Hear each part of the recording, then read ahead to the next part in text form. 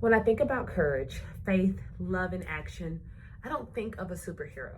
I think of my father. He wasn't just my dad, he was my hero, a strong, steady presence who lived his life for others. He was a loving husband, a devoted father, a proud grandfather, and a man deeply rooted in his faith.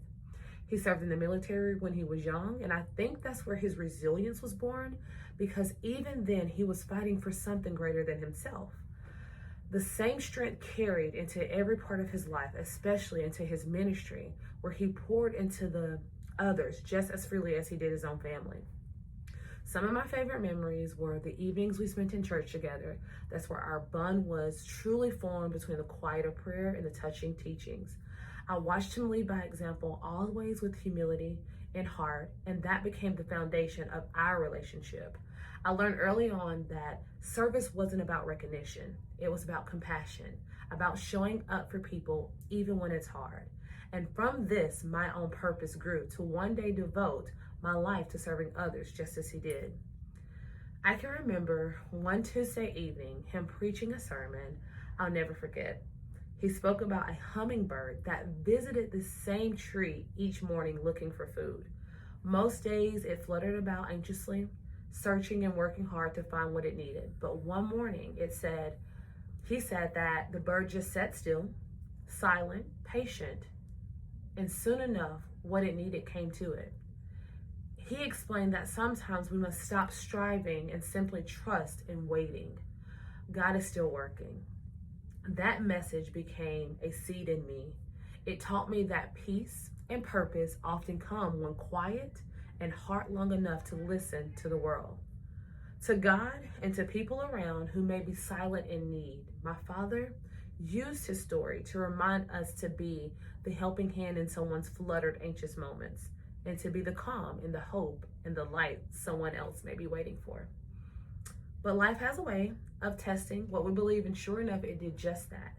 In July of 2024, everything that once felt steady in my world suddenly stopped. My father was diagnosed with cancer. I remember that day vividly. It was as if time had froze. My sister had just got engaged. My mom was preparing to retire. And me, I was the one who always had it together, the one who could organize, plan, and make sense of the chaos. But in that moment, I couldn't fix anything. The reality hit hard. It wasn't a part of our plan. It was painful and unfair. As his treatments began, our lives became a blur of doctor visits, quiet prayers, and holding on to faith when fear tried to take over. But through it all, my father never lost his strength, even when his body was weakened. His spirit never did. He still smiled. He still found ways to encourage us, still reminded us to be grateful. He fought every single day, not for himself, but for us. In March of 2025, after months of fighting, my father took his final rest. Losing him felt like losing my sense of direction. For a while, everything that once made sense seemed to vanish. The days felt long, the nights even longer, but as time went on, and as it continues to go on, I realized that his voice, his lessons, his spirit hadn't left me. They had simply changed form. They became my reason to keep giving, to keep going, my reminder that his story wasn't meant to end. It was meant to live through me. That's when I began to see my purpose and be redefined. My father's journey taught me that silence, pain, and waiting can all give birth to something meaningful if you allow them. His passing became the push and turn my grief into action. So I decided that if his story could save any one life, I would make sure it was heard. I began working to raise awareness about cancer, especially among men in our community. I saw how many men put off going to the doctor, how they downplay symptoms or avoid honest conversations about their health.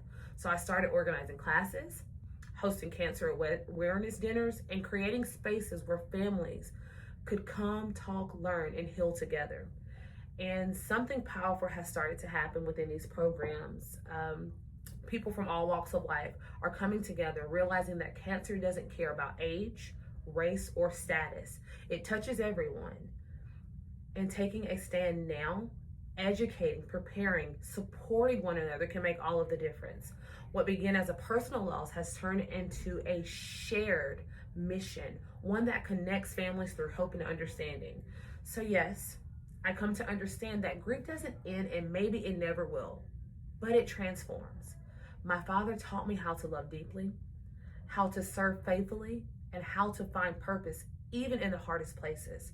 Because of him, I feel called to encourage others, to talk with someone, to schedule that appointment, that checkup, to ask those questions, to fight for another day, to carry hope forward.